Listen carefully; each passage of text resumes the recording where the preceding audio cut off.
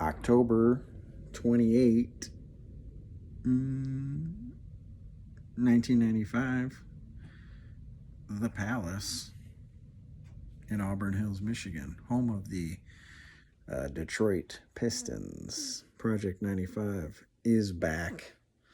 Let's go with that. And still rolling. So, yeah. A couple things today. One thing I want to touch on was one of my old students and dear friends, and another Phish pupil of mine, Andrew Yerman Glazer, is playing catch up on Project 95, but sent me like a 10-minute voice note, and with a bunch of questions and just thoughts and stuff like that, which is I welcome those, by the way. He said he was listening to a recent bouncing from one of the last few days. Trying to see where they did, and he was like, "What was the?" Sort of commenting on where their popularity was at the time, because he said, and I missed it, but it makes sense. He said the applause and the reaction for bouncing at this show, it must have been, maybe it was Dane County. Where was that bouncing? Or recent bouncing. Seemed like different. Just seemed like way louder than it ever has been or should be, probably. So he was kind of asking, was that normal? Was this because now bouncing's like everybody groans audibly, it seems. And I think what was happening, and I mentioned this in the earlier videos, like this was probably, this 95 was, Foul 95 was their first peak, and it was kind of their first real foray into like national recognition. And I think what you're getting with that reaction to bouncing at a lot of these, especially these Midwest venues, is you're getting a better mix of fans and casual fans, if that makes any sense. You're getting more casual fans than you are now, and maybe more casual fans than at any other point in their history, because you're there. I feel like there were more people just like, oh, let's go see. Even that was me to some extent, like listening to them. It's just like, oh, let's go see what this is like. So they were known in the Northeast. They had a huge following, but as I mentioned, like the venues are slowly getting bigger and bigger, moving from the West Coast to the East Coast. And I think this is kind of a turning point. These Midwest shows, you probably have the best mix of fans, people who are touring, people who, know the catalog and all that kind of stuff, and people who are just coming out because it's a show. And my brother's sister, that's your sister.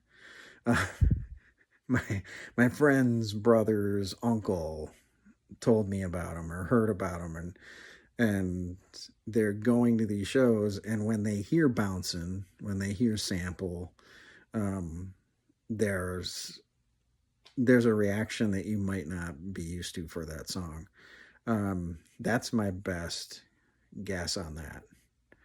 But as soon as he was describing this sort of reaction to bouncing, I'm like, yeah, that totally makes sense. Second thing that happened, this another thing that happened today, 30 years ago. I mentioned I was staying with Mac at Michigan, and we went to the Brown Jug game. This was a Saturday in 1995. Michigan was playing Minnesota. It's the Brown Jug game. They play this game every year for a brown jug. And that was an experience that I really hadn't known before, going to big time, like Big Ten college football, like going to the big house, right? This 110,000 seat stadium. The tailgate was insane. So all these, we went over there. We went over at like 10 in the morning, and Mac's like, you just walk up anywhere and just grab whatever you want, food. All these alumni, donors, boosters, alumni have these huge tents with full catered spreads, everything. They had breakfast food. They had literally everything you'd think of. It's mostly booze. Like, that's what most people are kind of there for, is the booze. Not me. I was there for the food, and I just gorged myself on everything I could get my hands on. Sandwiches, burgers, hot dogs. There was like pancakes. There was, everything you could think of. These huge, it's the biggest thing. I've been to a bunch of Notre Dame games. Puts them to shame. And then just going into that stadium, I think we only stayed for the first half of the game. They kicked the shit out of Purdue. It was like 58 to 13 or something. The final was. So just like that was a nice. I mentioned before how I wish it was the summer. I would have went to a ton of baseball games on the way. This was a cool little diversion before we went to the Palace for what was a crazy show. I mentioned Mac was kind of like bummed. So this was Phish therapy for the most part. These two shows, yesterday at Wing Stadium, today at the Palace, was just like, hey, it's gonna be all right.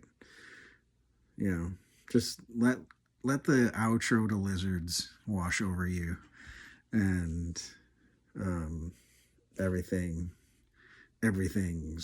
right.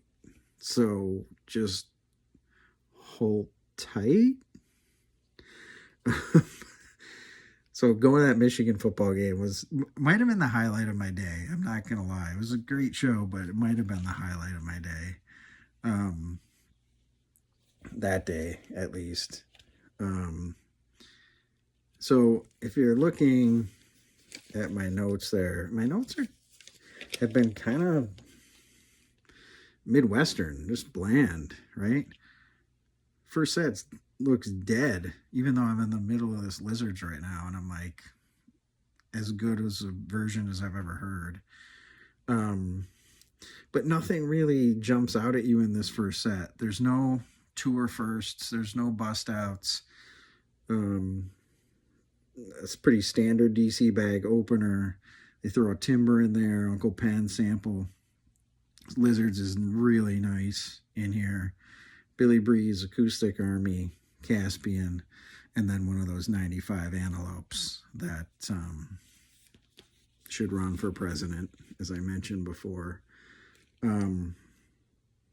So pretty stock. It kind of reminds me of the first set in New Orleans, where everybody was like, yeah, it's great, but give me, gotta give me something to suck on here. And you go to the second set and they start to turn up the heat a little bit. We all started sucking.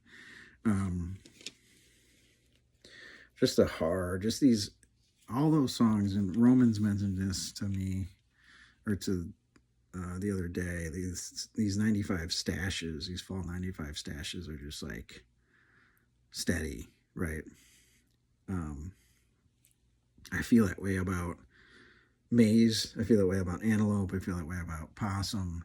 I feel that way about like chalk dust. And you got some of those here. Maize. They played in the 2-hole in the second set. They played this song called Feed from the bottom. So if you had 10, 28, 95 in the theme from the bottom pool, you lose. Still calling it Feed like a jackass.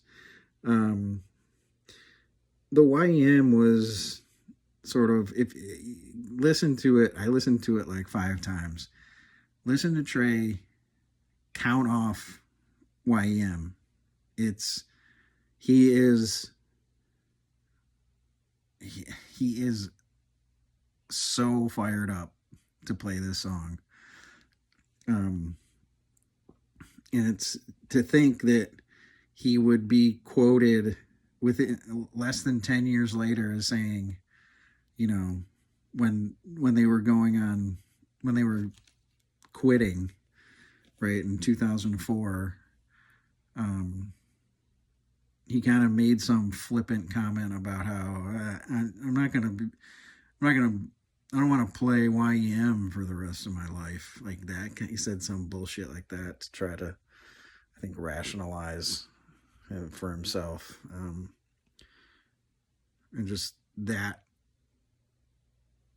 long ago, he was just gleefully counting it out, and going into this crazy version, and extended bass drum, which I always love when they stretch that out. And then it says Trey commanding feedback. So he was doing the whole thing with his guitar and the mic, and, you know, like that. Sounds like a theremin, but yeah, he was doing that for the outro after the vocal jam, which makes Strange Design such an odd song to drop into after that. Frankenstein sounds about right. So that YM's nice, and just again, listen to Trey count it off. It's so worth it. It's everything. But yeah, that show, again, it's in this. I group it with these Midwest shows as just really good, but not crazy. The crazy is coming. I keep saying that. I'm of course talking about Halloween. Halloween got crazy. So that's a few days away. It's actually the next show I will see you at, because tomorrow they're in Louisville. I didn't go to Louisville. And then the 30th is off, so I'll see you guys on All Hallows Ween.